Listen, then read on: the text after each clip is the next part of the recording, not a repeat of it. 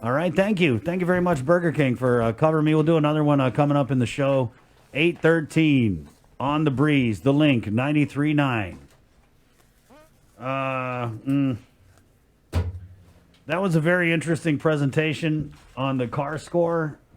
I don't know if it's just me, but I feel like for something so simple, it's very confusing.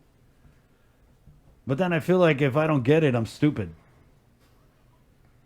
That's just me. I feel like, God, if it's so simple, why don't I get it? I just feel like if they had stuck to the freaking P cores, that was simple. P core 1, we're all gonna die. Stay home. Very simple. Now it's like, do we pay attention to the positive tests? No, we don't. We pay attention to the car score. Do we pay attention to the number of people in the ICU? No, we don't. We pay attention to the car score. I don't know. It's always tough to change the rules in the middle of the game, and this is not a game. That's the thing. It's not a game. And the references to a credit score, what the hell does that got to do with anything? I felt like I was listening to a bank commercial. Get your credit score up. You're going to get a loan, and they're going to give you a credit card to keep a car score down. And I'm not even being a hater. You guys know I'm very critical, but I'm just saying, like, if I'm kind of scratching my head at this, I can only imagine what Tuno Say and Tano Sefa are. Este car score. We're going to get a car. I mean, this is just like, it's almost like a circle jerk. Just like, oh yeah, car score. That's a great one. We're going to roll that out. Yeah, let's roll out of that car score idea. I mean, you look at the graphic, they have little coronaviruses on there. I mean, how cute. What's cuter, Kiko the Carabao or the little coronavirus? They should just make an animated coronavirus. Get your car score down.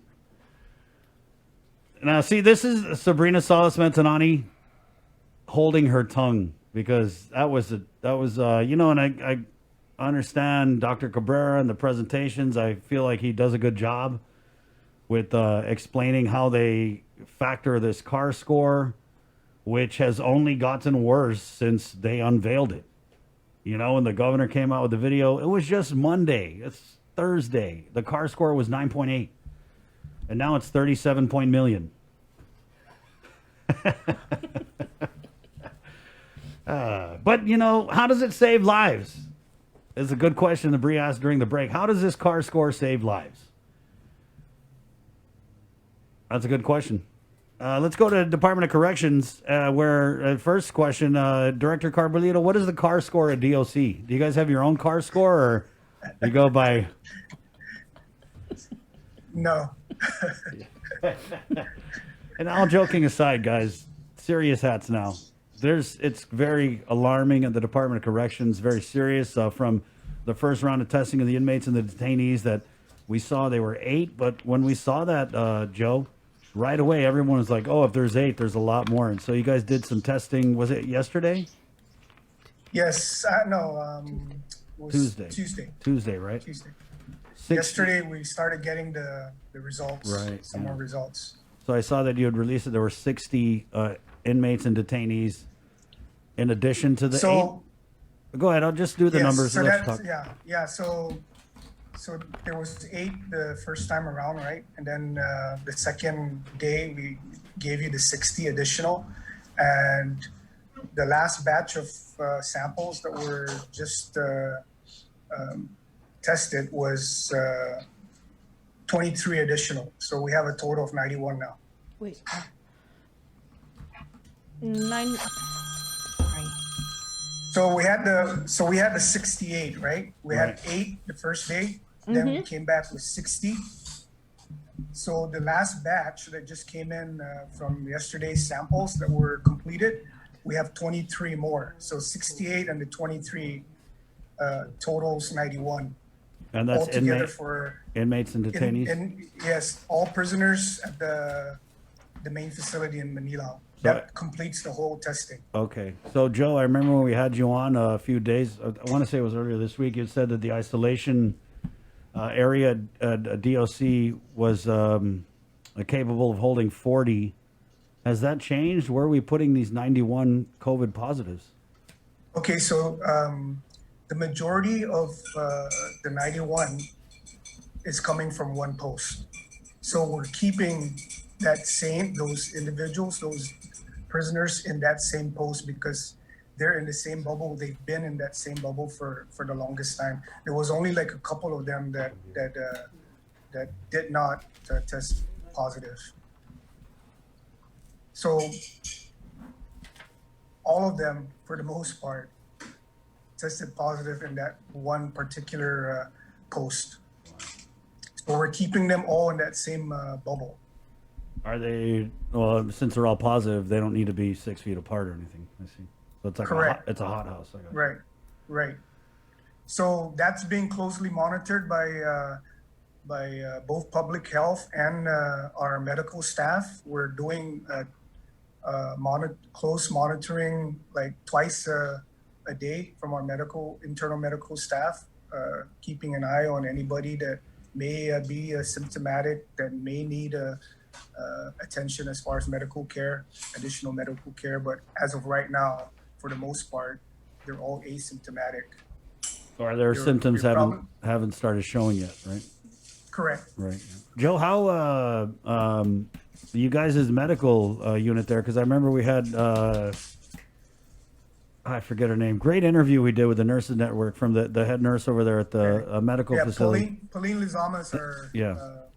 So head nurse. how equipped are you guys there to deal with any of these COVID positives getting seriously ill? At what point would they have to go to GMH? Do you guys have ventilators there, or are you able to run those types of? Okay. No, we don't have ventilators here. They're able to give just the initial assessment and medical attention up front that's required, and if they need hospitalization because of the severity of the symptoms that they're getting, then arrangements will be, according to our protocol, arrangements will be made for transport to any of the hospitals. They're equipped with all the PPEs that's required, and we've ordered additional, and we're getting them in right away if the additional PPEs or supplies that's needed to take care of the medical side of the house. Do you have any COVID patients, I guess, in your infirmary? You guys have a clinic there, right? No, we don't. Not an infirmary. I'm sorry, nobody. No patients. No. Okay. If we have a COVID positive, it's either they're going to be in that one post that's the same bubble. Like I said, majority of the 90 are from that same post, and then the remaining are put over in post 7, which is our designated isolation facility. Mm-hmm. How many posts do you guys have? I think we have about 20 plus posts. 20? And how many posts have COVID positives? From what I understand, there's maybe about 4 out of the posts. But like I said, most of them are coming from one particular post. Mm-hmm. Can you say which post it is?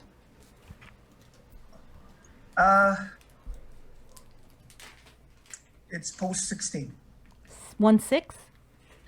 Yes. That's where we hold there are some of our more violent offenders. Like maximum security? It's considered medium, but we have a lot of our more violent offenders there, like lifers. Right. Oh, I see. Is there we've heard about this like in the States where they have like early release for prisoners, commutations and things like that as a result of COVID. Are we looking at that at the Department of Corrections to lower the population? Of course, that was in the plan from the very beginning. Actually, we already have a list of the individuals that are eligible for either parole, early release, or based on their level of offense, if they're nonviolent offenses, then they may qualify as far as or be eligible based on the type of offense that they've committed. Of course, we're not going to go to the point where we're going to be releasing violent offenders. That's off the table. Right. But we're just going to stick to those lesser offenders and the ones that are already eligible for parole or coming close to their parole. And for pretrial detainees, maybe those with misdemeanors and or lesser again violent offenses, we may be looking at probably probation. How many did you say was on that list?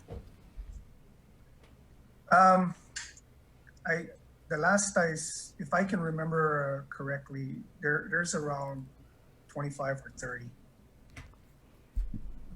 that we've presented we've presented a list to our legal office already at ADLOOP, and they're going to be looking at that list to see. That's going to take a little bit longer because there's a lot of red tape that's involved when it comes to parole. It has to go through the parole board, right. And then the parole board needs to make the recommendation to the governor for release, and then the governor still has to take all the factors into consideration. Joe, now the ones that are in pretrial detainees, those are probably a quicker way out. If like I said, they're nonviolent offenders, then we can probably work with the Attorney General's office, or again, our legal office will be working on that side. Joe, if we haven't had any incoming or visitation since March, are we pretty much concluding that the spread of COVID among the inmate and detainee population came from the DOC staff, or if you could, maybe what's the protocol for incoming detainees and inmates? Are they tested before they go in? Just basically, how did COVID get into prison, in your opinion? Yeah, there are different ways that it could have made its way in. Of course, one of them is the entry points, right? Like you said, like you mentioned. So we don't have the capability of testing. I've made that request from the very beginning, to try and get testing done right at the entry points.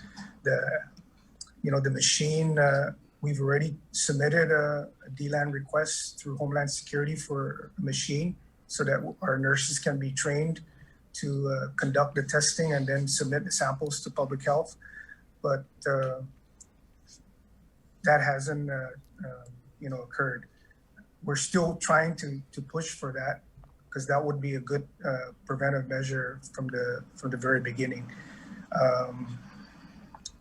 Of course, the staffing, right? The staff are in and out, right? They go home. They have to go home after work. So that's another, that's another way in, for the virus to make its way into the facility. Because that's one thing that I can't control is when our staff gets off, they go home, they do whatever they need to do, whether at home or they go shopping or they go out there in the community. And as you know, the community spread is really, high out there. So they're out there just like everybody else in the community, and then they have to come back to work. So that's probably one of the higher probabilities I see. Joe, what are you guys doing to protect inmates and detainees with comorbidities from exposure? Yeah. So again, they're closely monitored by our medical staff. That we rely on our medical staff to make those assessments and give us recommendations if they think that they're high risk.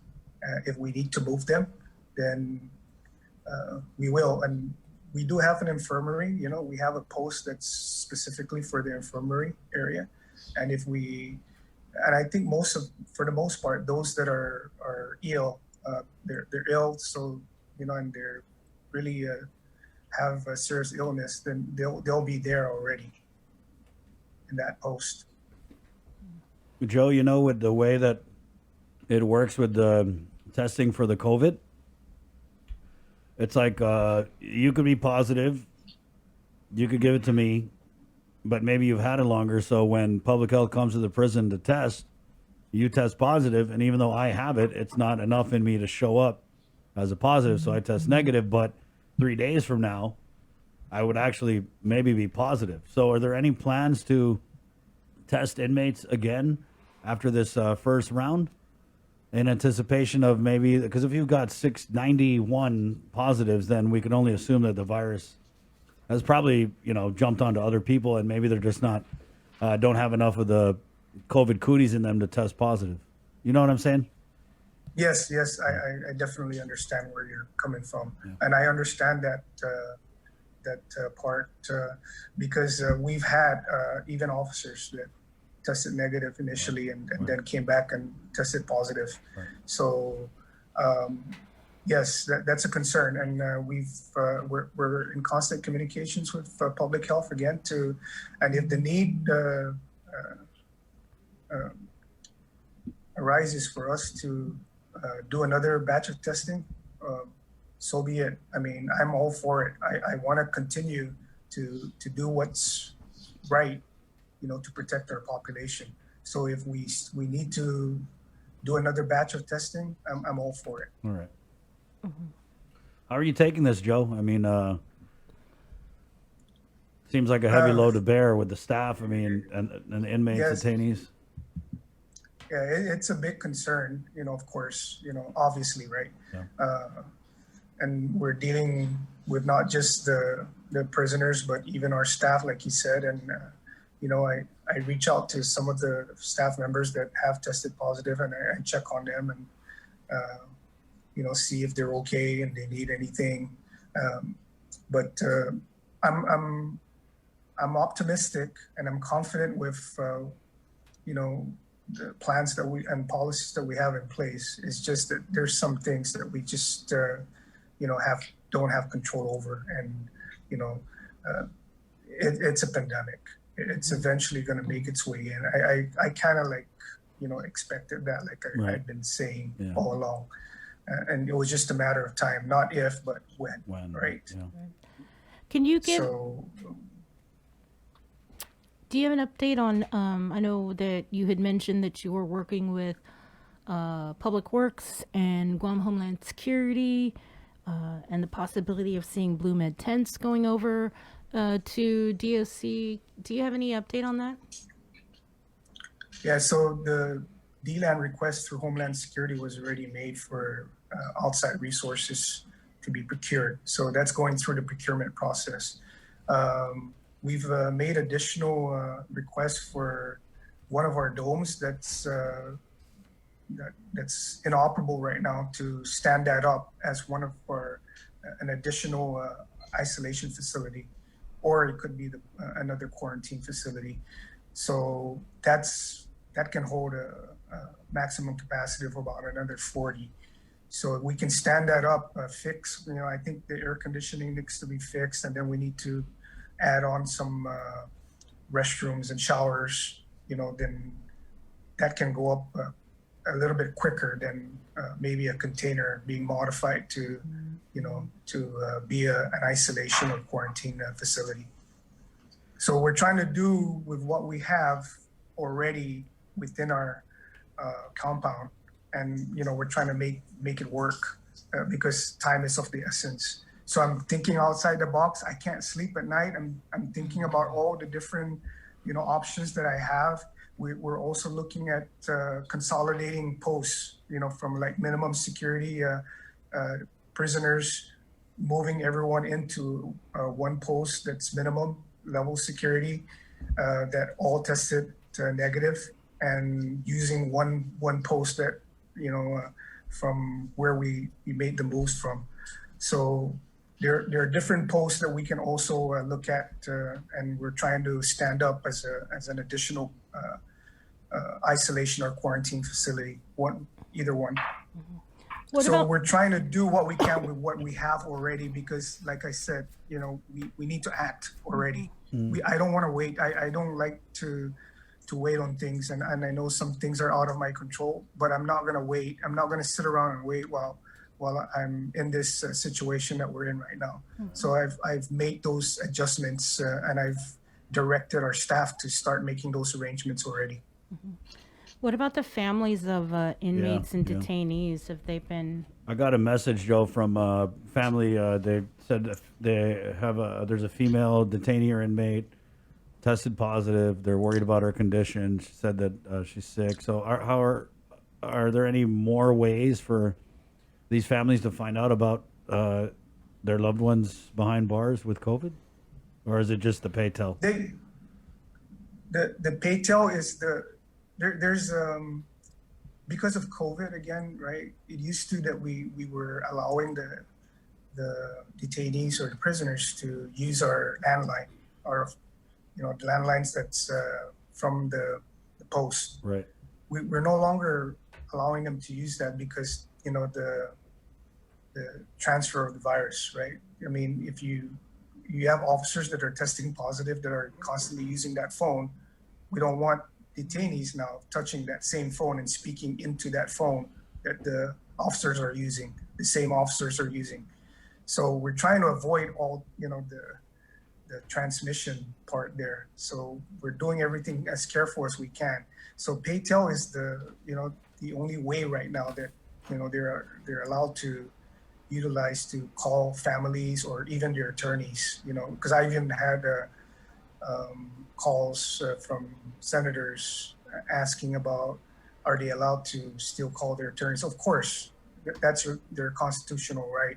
We've never denied anybody from calling their attorney. It's just that we're in a very precarious situation right now, and we're trying to be as careful as possible. So how do you manage just like the fears, the concerns, and maybe even the frustrations of the inmates and the detainees? Because I mean, I can. Go ahead. Yes, I understand. I mean, I've my phone's been going off the hook from senators to the front office because they're receiving calls from families, of the inmates that are concerned about their family members that are within our custody. I can rest assured. I'm assuring them that we have medical staff that are constantly checking on them twice daily. They make checks on them to make sure that their medical status is, where they need to be, especially if they just tested positive, that their symptoms are not, serious enough to require hospitalization. So we're constantly checking on them, and I trust that our medical staff will make the right decisions. What's the female population over at DOC? The female population. Mm-hmm. The last I think I saw was about 20 plus, around 20, 25. Yeah. How many have tested positive? 7. Oh. Anything? So those 7 were isolated in a different wing. So there's 2 wings in that women's facility. So they're isolated in the north wing, which is away from the rest of the population. There's a cell where you can or a couple of cells that's partitioned off with plexiglass that we're holding the 7 isolated from the rest.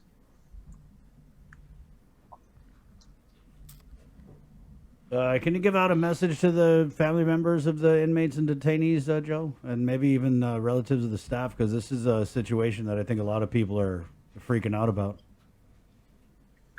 Yes,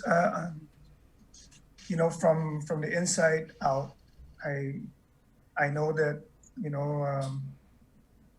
I know that the feeling that your loved one is in here and probably going through a lot with the amount of positive cases that we have in here. But I assure you that we're doing everything in our power as management with our medical staff to constantly monitor them on a daily basis and ensure that their health and safety is at the top of the list of priorities that we have.